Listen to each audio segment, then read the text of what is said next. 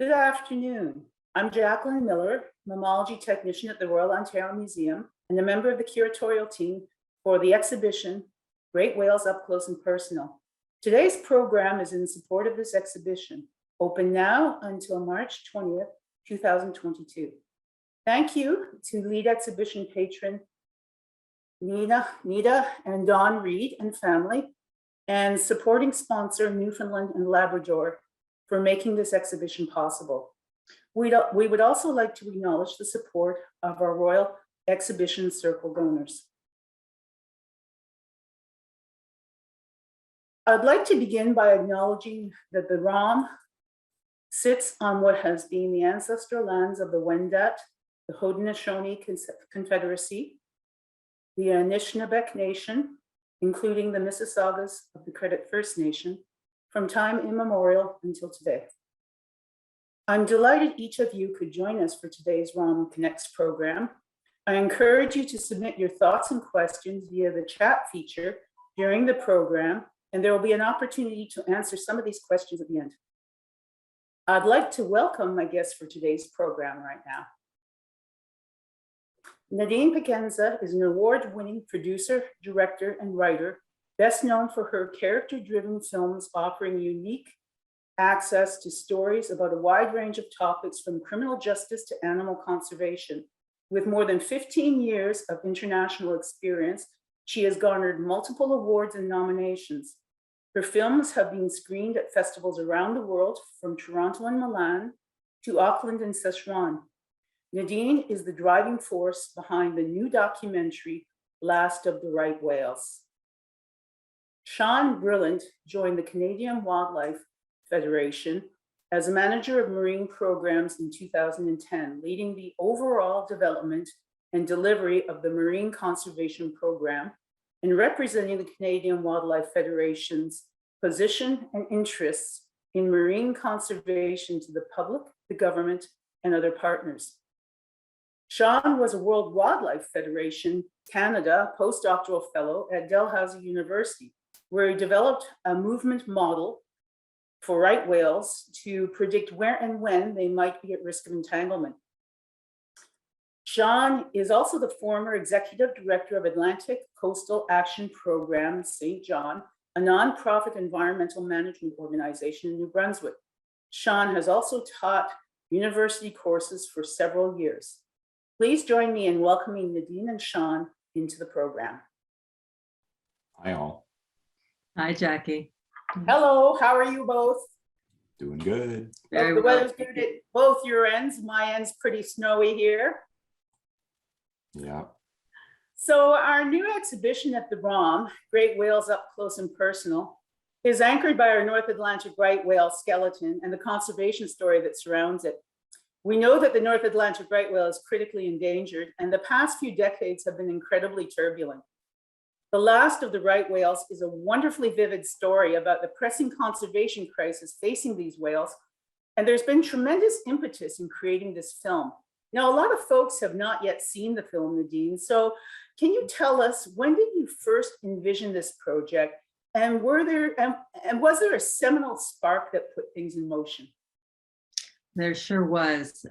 It was 2017. You know, I think many of the people listening or watching today will remember the headlines that were coming out that year. I remember reading them, and it seemed like every other day there was another whale turning up dead in the Gulf of St. Lawrence. And initially, you know, the media wasn't reporting the cause of death. And I know now that that's because the necropsies hadn't been performed, and so they hadn't been able to determine and could not release to the public what was causing these deaths. But as I followed that story and realized that we were actually responsible for the deaths and they're preventable, I thought I have to find a way to tell this story. And that's when I started doing research, seeing how I could connect people to the North Atlantic right whale and the challenges they're facing.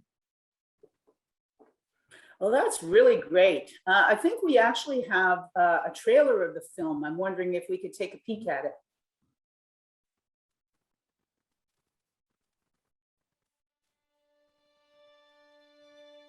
It's not the well-known whale. It's not the whale of Moby Dick, and it's not the humpback whale. We have a very limited view on right whales. They're so rare, we don't understand them. And their decline tells us what is happening to this ocean. 1, then 2, then 6 dead whales, and the death count hasn't stopped. With only hundreds left in existence, they've suffered a terrible blow. We're at a crisis moment here. The baseline of this ecosystem is changing. If the whales lose the plankton, they're dead. So we're trying to look for layers of food to explain why the whale is feeding right close to the surface. 2 meters! The real culprit in this is rope. Once you have a vertical line and a whale in the same area, there's a risk.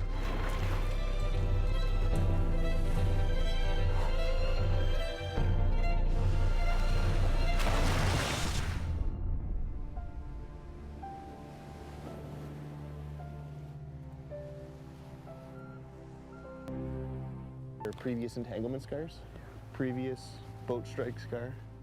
And so we're causing all this. So we have to do something. If this happened to a human, what would we do? My goodness, stop right here. There's one right next to us. This is the sort of stuff I live for. How lucky are we, guys? How important are these animals to us? That's really what this comes down to. Oh my God.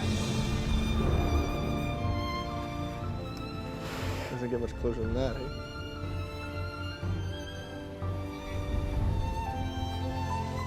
This is one of the greatest animal ethical issues of our time. We should leave no trace, and the traces that we do leave should be good ones. Give nature a chance and it'll come right back. That's what we're asking for, is to give the right whale a chance to show what it's made of.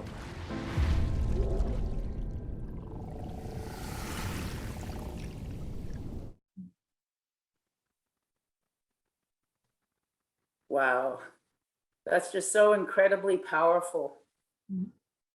Thank Can you. you take us through some of the highlights of the film, Nadine? And what were some of your favorite moments? Yeah, well, a lot of them are actually in the trailer. So you'll see when the whales were approaching very close to the boat. We were actually out with Nick Hawkins and Tom Cheney, a photographer and writer, whose objective was to try and capture underwater footage of the North Atlantic right whale, which is an incredibly difficult thing to do. You know, we see a lot of underwater footage of other whales, but because of the critically endangered status of this whale, it's illegal to get within 100 meters of them in Canada. And so you need special permission to do that, a federal permit. And then even if you have that, you can't dive with the whale. And so Nick constructed this really unique ROV that he was using, which enabled him to get a camera close to the whales, but not endanger them. So we were in the process of filming that, actually a surface active group. And after the group broke up, the whales just came right over to the boat. And so they were literally within a couple of feet of the boat. And we had no idea what their intention was, you know. So we were all just, because we were shut off, motor shut off, just sitting, and he's got a 20-foot mako. So, you know, compared to the size of these whales that are 60 feet long, we were like, okay, this could be very bad, or they just went right under us. They didn't even rock the boat. It was incredible how aware they were of our presence. You know, it's something that I've never experienced anything like that filming. So that was a pretty incredible moment. That must be like really, really exciting, but at the same time, really anxiety provoking, not knowing exactly what's going to happen next, especially with something, you know, animals that massive. That must be an incredible, you know, it's one thing to see them on the screen, but to imagine that immenseness right next to you must just be just a powerful moment. Sean, you have a tremendous career with the Canadian Wildlife Federation and North Atlantic right whale conservation science in general. What are some of the most important challenges facing right whales right now? Well, probably the biggest challenge that they're facing is that they are a bit out of sight and out of mind. As many viewers here may be learning for the first time what right whales are, or this you know, terrible event that occurred in 2017, where we lost 12 of these animals in Canada, 17 between Canada and the US in 1 year. These animals live along the eastern shoreline of North America, from Florida to Canada, so in a very populated area. But much of the country, much of the nations together, Canada and the US, may not even be aware of these animals, or they are very rare. They're only seen occasionally if you happen to know where to go and when to go, and a little bit if you get lucky. And I know this was a part of the challenge that Nadine had in terms of getting footage for these animals as well. And so because of this, I think that they're have become a little bit victims of how we use the ocean and the harm that we're accidentally causing them in how we're using the ocean.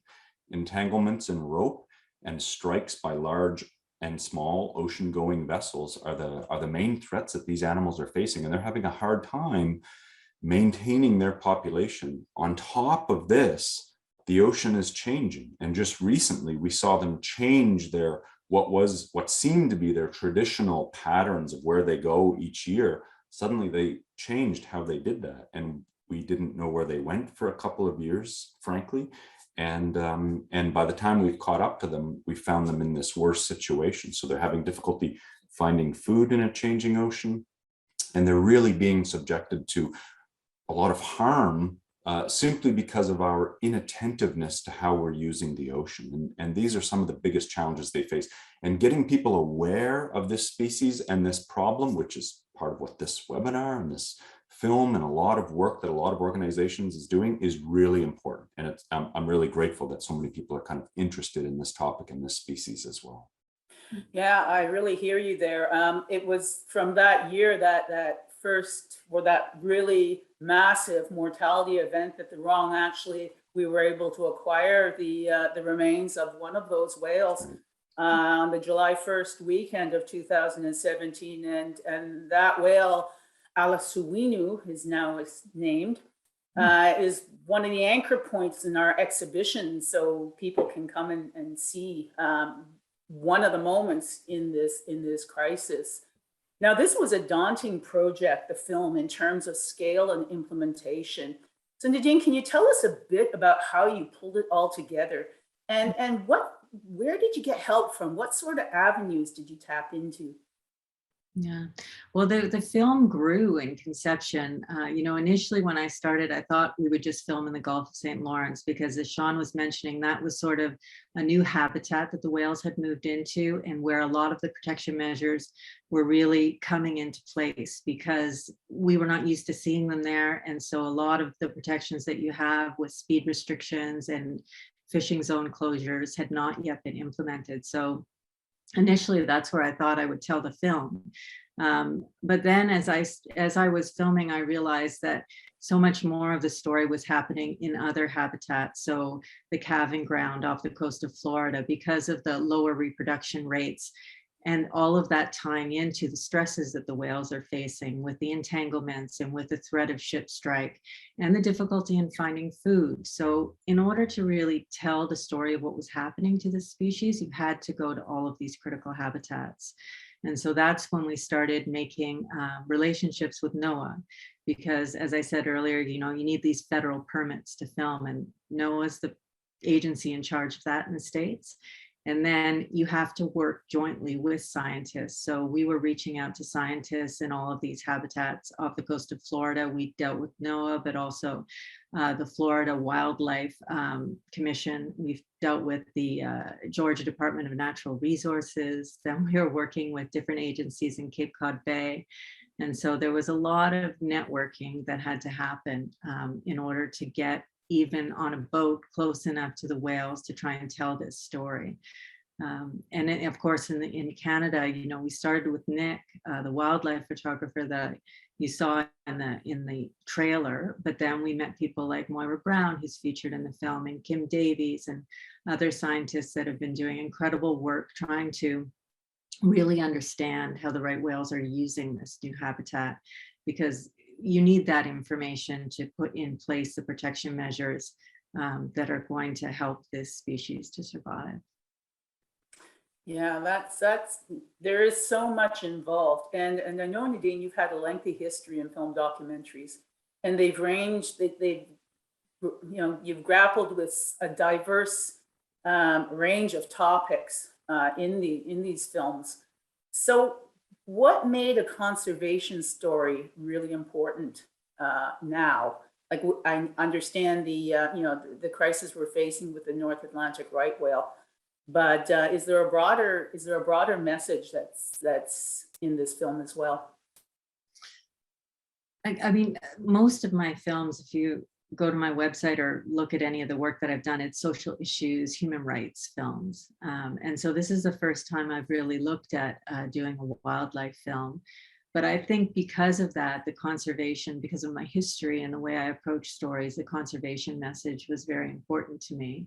You know, there's many wildlife films that don't have humans on the screen. And in fact, when you're trying to finance a wildlife film, many of the broadcasters, the slots that they have, the series that profile the environment, they really don't want humans on the screen.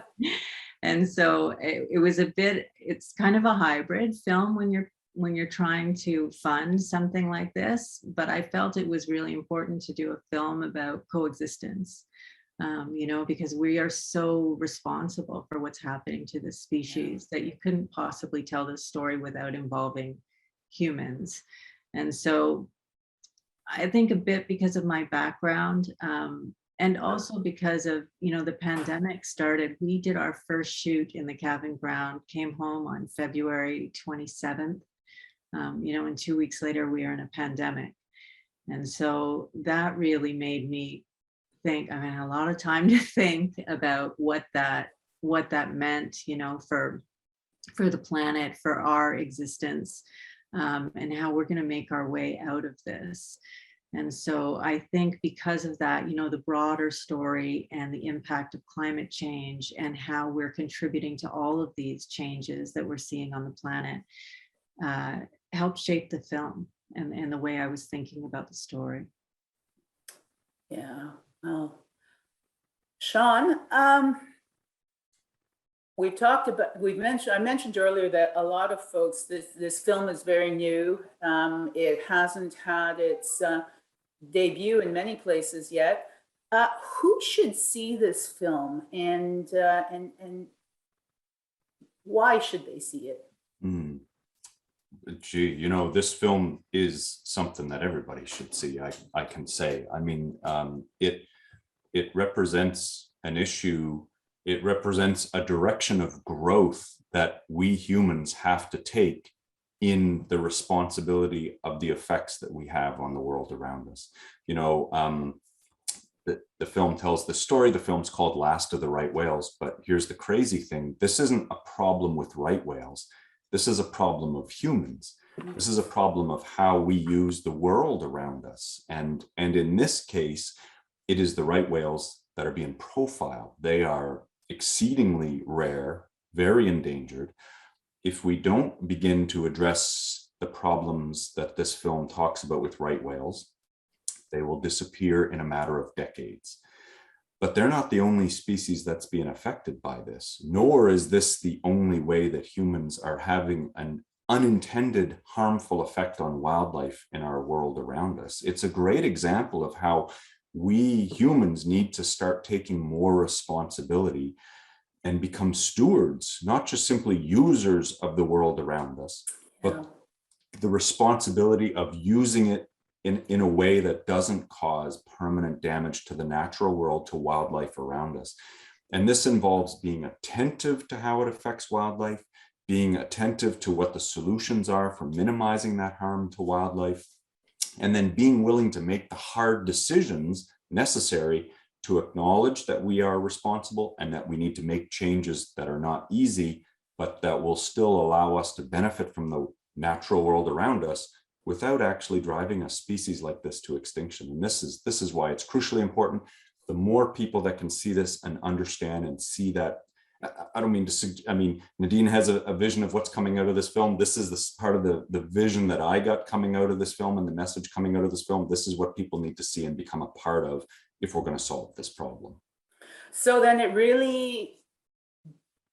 it doesn't matter really where you are, or that you're close to the shoreline, that you see the whales every day, or that perhaps you're somewhere further inland. There are other things that we're doing, obviously, that are impacting on the bigger issue. Exactly. And yeah, so I guess then, everyone, as you said, everyone should be thinking it would be something they could gain something from. That's right. And well, not only that, what I really want to encourage people to understand is, even if you've never seen a right whale, and I grew up in the Bay of Fundy and I've seen right whales. They scared the pants off me when I was a teenager and saw them for the first time. If anyone has not seen one yet and you first see it, you will not believe how huge these animals are. And they're amazing to see. But these animals are a part of who we are as Canadians and Americans. But as Canadians, this is a part of our heritage. Even if you've never seen one, they are a part of who you are. I've never seen a grizzly bear yet, but I want to know that they're a part of my Canada. And so even if you're not living where you can see them very easily, even if you've never seen them, even if you never get a chance to see them, you should take the chance to see yet another piece of the heritage that is yours in this country. And that's so important for people to see. And the film does a great job of demonstrating the nature of these animals as well. Yeah, absolutely. Some of our followers may not realize that the North Atlantic right whale is just one of 3 species of right whales. And the North Atlantic right whale, for its very small population, is iconic to the East Coast of North America, especially Canada, especially now, and especially Canada, with all the changing distribution. And it becomes a fundamental Canadian problem or concern by that nature.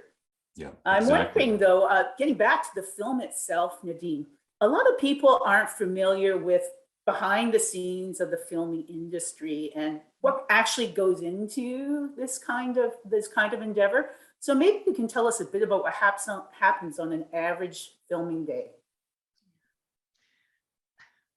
I guess the first thing I would say is there is no average day.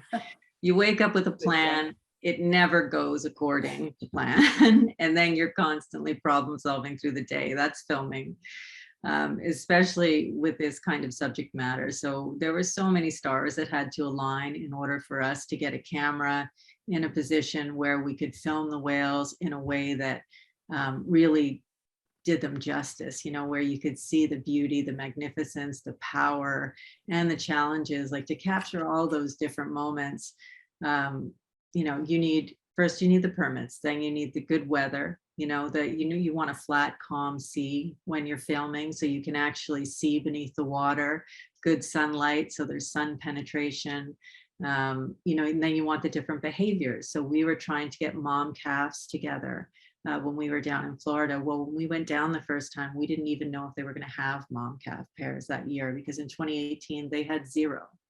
And we were headed out the door in 2020, we went down. And so they had, I think it was 12 that year. But try to find 12 whales in an ocean, it's not an easy thing to do. So there were many days, we couldn't go out because of weather, or we were out there, we couldn't find the whales, or we had the whales, but it was too turbulent to actually get any good footage. And then sometimes everything came together. We went out Cape Cod Bay, and we only had 1 day there. And in Cape Cod Bay, they do a very unique sort of feeding behavior, skim feeding. They open their mouths, and they're such enormous animals. And because they're baleen whales, they're skimming through the water and taking all that water in and then pushing it out, but keeping the plankton or the copepods that they're feeding on. And we went out hoping to capture this, and we weren't more than, a couple of miles outside the port, the main entrance to the port there at Provincetown, and there were whales skim feeding everywhere, and it was beautiful conditions, and we just got some fabulous footage. So sometimes you just get lucky. As you're out shoveling your driveways and trying to push that shovel through the snow to move the snow along, this is essentially what those whales are doing. By swimming through the water with their mouths open, they're actually pushing large, heavy volumes of water through their mouths, and they're such tremendously powerful animals. They're capable of ram feeding, it's called, where they're ramming high volumes of water through their baleen, and are capable of extracting enough energy from that to grow and to have calves. It's amazing.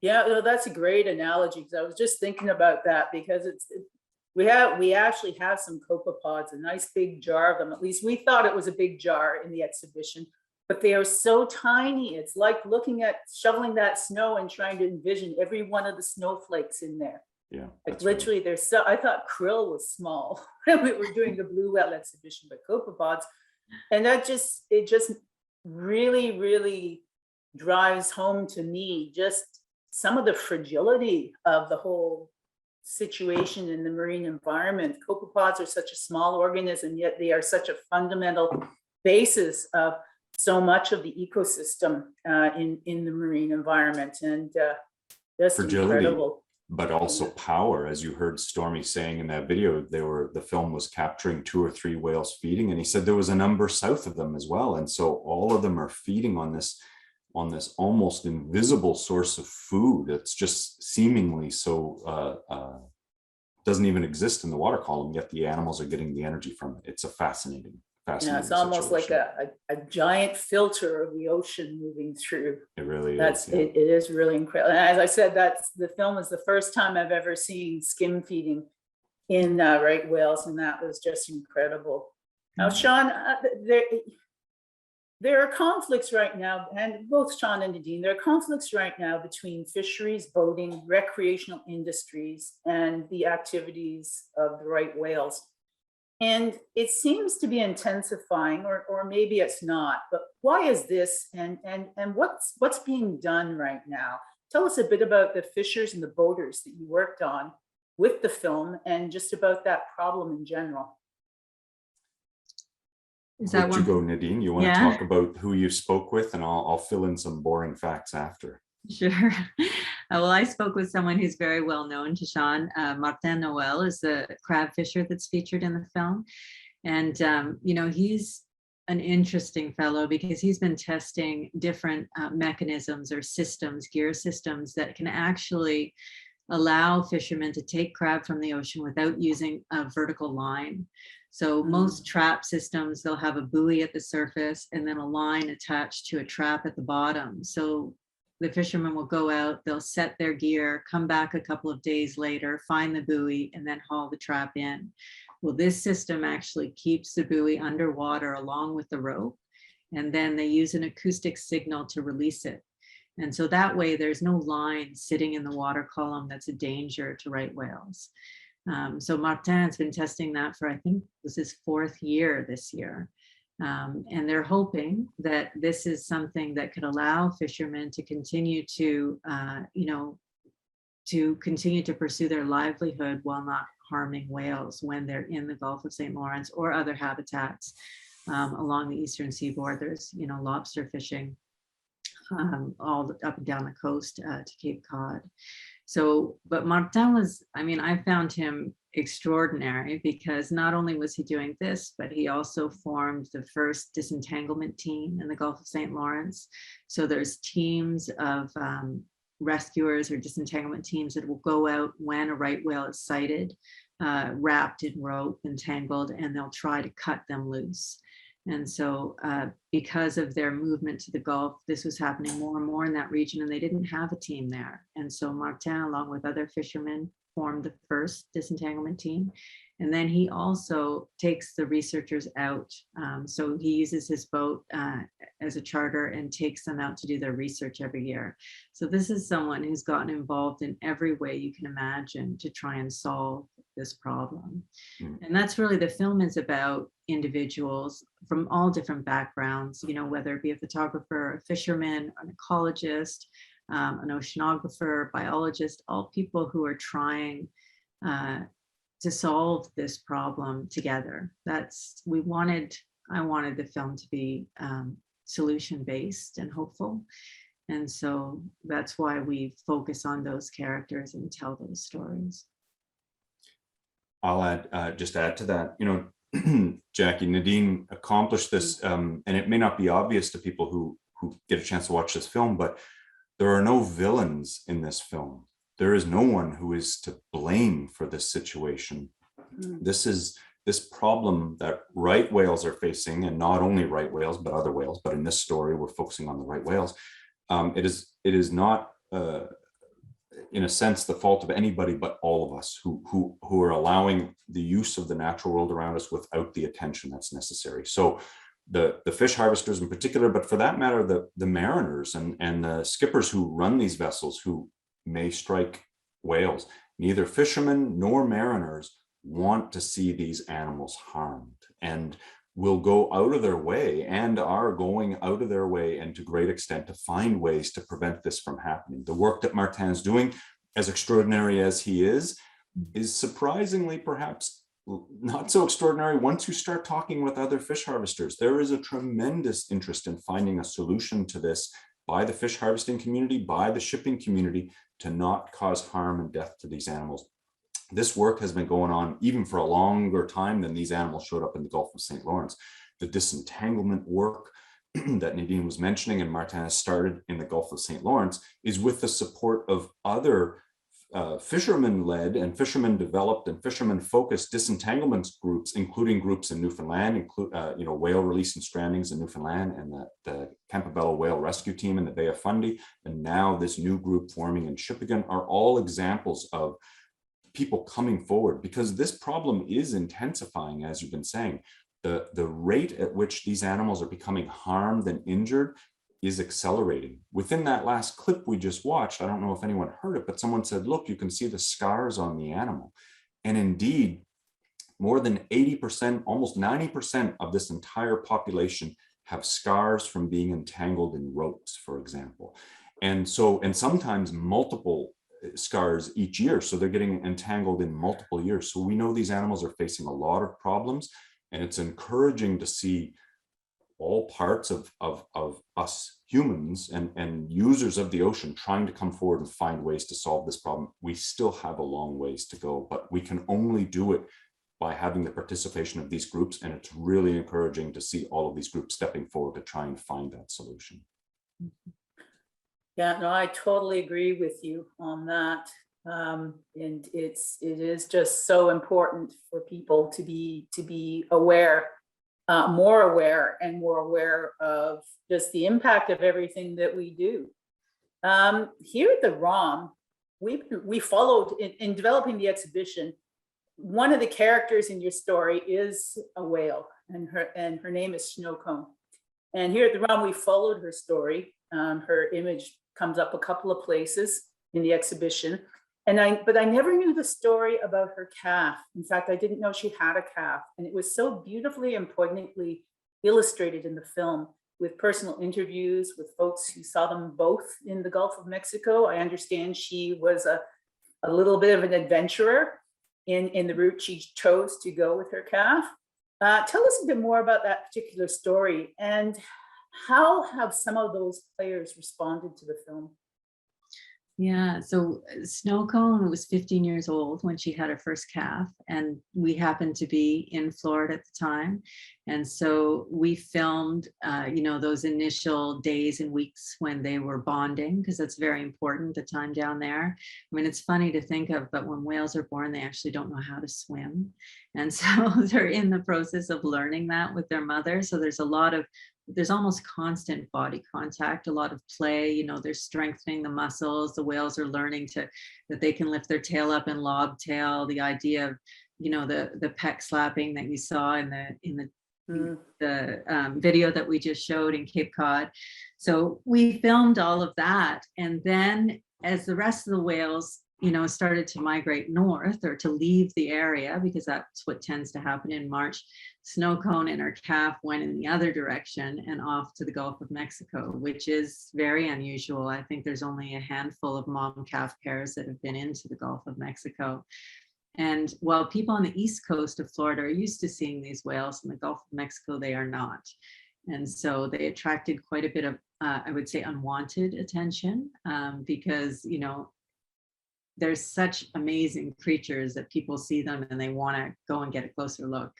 And so they really sort of don't respect personal space in that way. But it was an incredible experience for two people that I caught up with later because people were posting on social media. And so I tracked these two recreational fishers down. Well, actually, one's a charter fisherman and the other one was out with his son. But I went and talked to them about that experience. And then also after Snowcone's calf died because it was hit by a boat very similar to their own, I told them about that and captured their reaction on film. And it's quite surprising. I think out of all the screenings we've had, people really remark on that because their reaction to the death of the calf is unexpected. I mean, just with that one interaction that they had, they really bonded, you know, and they really connected with those animals. And so they were quite touched and impacted emotionally when they learned about the calf's death. So I think that was, it's a poignant part in the film. It was very powerful for me when I saw the film. And I see we're getting a lot of questions mounting up in our Q&A. So I want to circle back on Snowcone because I understand she's actually been a bit of a miracle story too. I understand that she's actually still a bit entangled, but has come up with her second calf this year. You're going to need to do a sequel, Nadine. That's the yeah. problem. Like step aside Marvel movies. Here comes the whole sequence of right whale movies now. Yeah, well, I'm in the process of re-editing the ending for the broadcast version. So the feature version, which is going to be in theaters in January, won't have that additional fact. But when it goes to television, that'll be in there because it was just too miraculous to leave out, you know? And to be clear about it, Snowcone lost a calf, as Nadine mentioned. Snowcone just was witnessed giving birth this year, but Snowcone has been, pursued for her benefit to try and get her disentangled. She's an entangled whale right now and just gave birth to a calf. This is amazing. This is an amazing thing. So what a story it is, right? Yeah, this is really hopeful. And it kind of, this story to me, during our exhibition brought home that there actually is hope, that there are things we can do still. So probably, I guess, just before we go into the Q&A, maybe we can finish with that and just say, what can ordinary folks do? How can we keep building that hope? I'll jump in first. The best thing ordinary folks can do is become aware of this and become educated about it and not forget it and make it clear that they are supportive of seeing difficult changes. Like we need to change the way we use and benefit from the world. Those are uncomfortable decisions that need to be made. In some cases, our governments make those decisions. In some cases, industries make those decisions.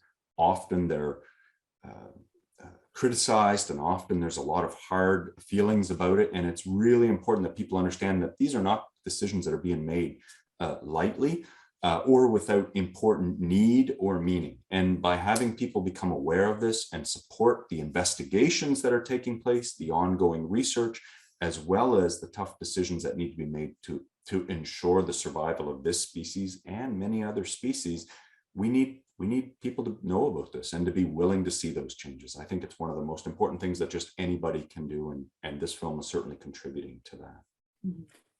I think that's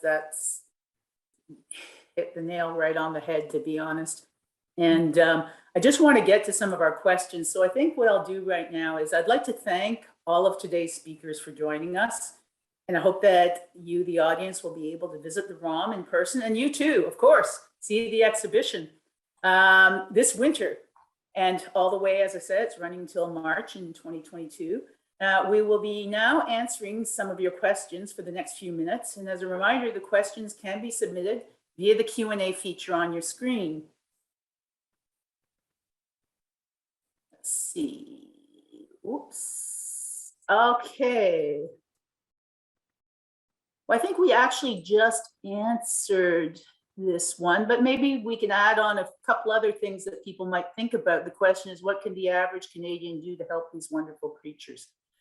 Given what you've already said, are there any other little, rejoinders we can add to that? One thing I would chime in about is, it took me a little bit of time to connect the dots, but the shipping challenge or the threat of collision for these whales, I mean, if we stop to think about how much of the goods that we buy are shipped, so if you can buy things locally, you know, if you can avoid having to order things through Amazon or other such services, it can make a big difference in reducing ship traffic. Yeah, especially with holidays, just right around the corner for so many people. That's a very good point. Another question, what kind of impact is ocean acidification going to have on whale populations? And what about the changing Atlantic circulation? Ooh. I can answer that quickly. The changing Atlantic circulation has been demonstrated to be the almost direct cause of the change in distribution. These animals for 30 years have gone to the Bay of Fundy to feed up and get fat in the summer. The density of copepods, of the little bugs that they eat in the Bay of Fundy, has essentially disappeared because of a change in circulation of the Atlantic Ocean. Now they're going to the Gulf of St. Lawrence. So it's a direct effect. And when ocean acidification intensifies, it may mean that these copepods, which have shells, aren't going to be able to grow as well, and it could be a direct threat to these animals. So, you know, these animals are survivors. The examples that we've been talking about here show just how much power and strength they have to survive and persist. We need to get out of their way and allow them to do that.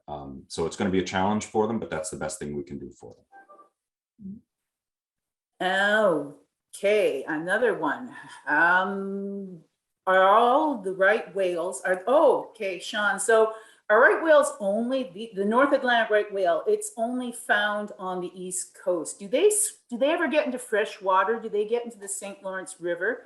And do they live in social pods like some of the other whales we know more familiarly, like orcas?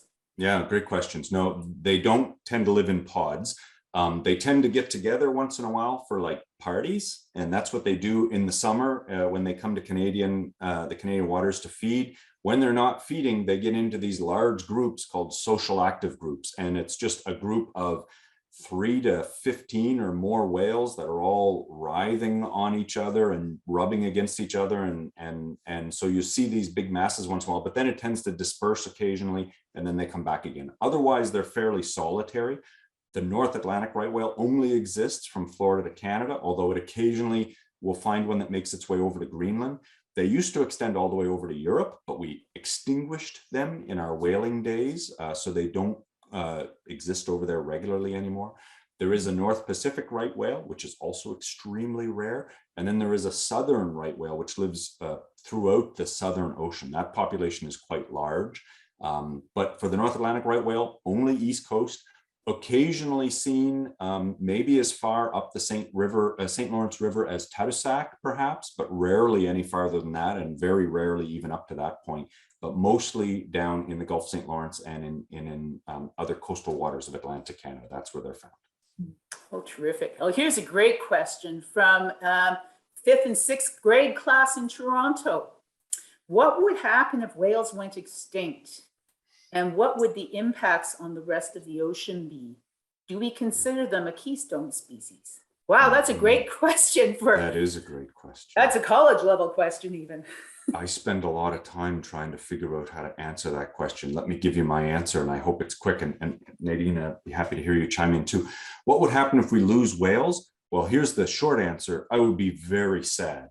And this world would be a lot less impressive than it ever was. And that is enough of a reason for us to not lose whales. Now, what would it mean to the oceans? We don't actually know. We know that whales accumulate a lot of carbon. It is more and more evidence in the scientific research. We're starting to see just how important whales are for creating productivity in the ocean. They eat at deep water, then they come up to the surface and release a lot of nutrients when they poop up at the surface. They mix those nutrients through the water column. They could be very important for storing carbon. They could be very important for driving productivity. The worst thing is, it is possible for these whales to go extinct and nobody notice.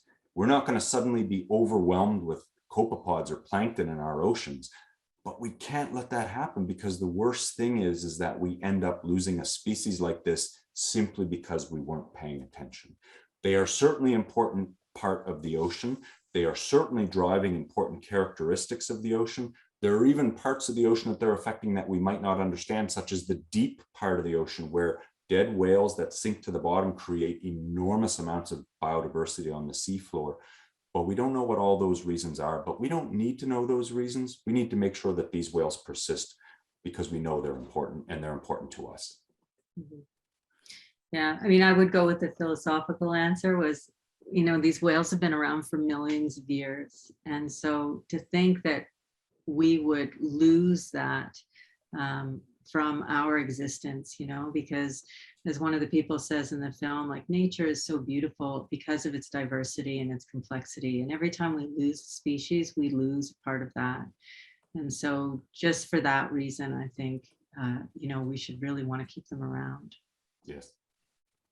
Here's a really quick one for you, Nadine. I think, when will the film be out in mainstream theaters? I think you may have answered that, but maybe we can just put a date there. Yeah, we can say that again. January 21st. We're going to be out in theaters and across the country. We're playing in a number of Cineplex theaters on specific dates, so January 23 and 26.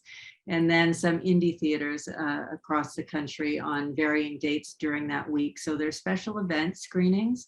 So Sean's going to be at the theater in Halifax. You know, I'm going to be at the theater in Ottawa and the one here in Toronto. So we're going to try and have people in the theaters so that we can have a discussion afterward, because we found when we show the film, there's a lot of questions that people have, namely, what can I do? And we want to be able to start that discussion or have that discussion. But if you go to the website, lastoftherightvhales.com, there's a screenings page and all of the locations are listed with dates and times. Well, that's great. I think I'm going to take one last question. There's so many great questions, and I've been furiously trying to type some answers in that I think are quick. But one last one I think is really important for a lot of our viewers, just giving the fatigue and with the pandemic going on now, and people have a lot there. This question has come up a few times. How do we feel has the pandemic helped the species at all? And has it taught us anything about how we can help them? What's been the effect of the pandemic on the North Atlantic right whale? I'll give a quick answer. There has been a few studies that have come out that looked at shipping patterns, shipping noise, and if that diminished during the pandemic and therefore lessened the problem, the interaction with the whales. And the short answer is the evidence is suggesting it did not. Shipping traffic was slightly lessened. Ship noise was not any less. We have been lucky, and we've seen in the last couple of years fewer whales killed as a result of ship strikes.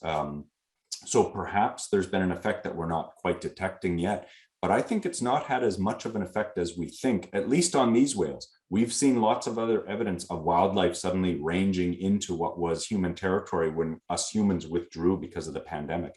So perhaps not as good as we think, but it is certainly a lesson that demonstrates we can minimize our footprint on this world and make space for wildlife around us if we decide to do that. I think that's one thing that the pandemic has certainly shown us. Yeah, I mean, we saw sorry, just throw in quickly, we saw carbon emissions fall, but we've been buying way more stuff. So I don't know, it's we have a compulsion to consume, which I think and that's something we can all address individually.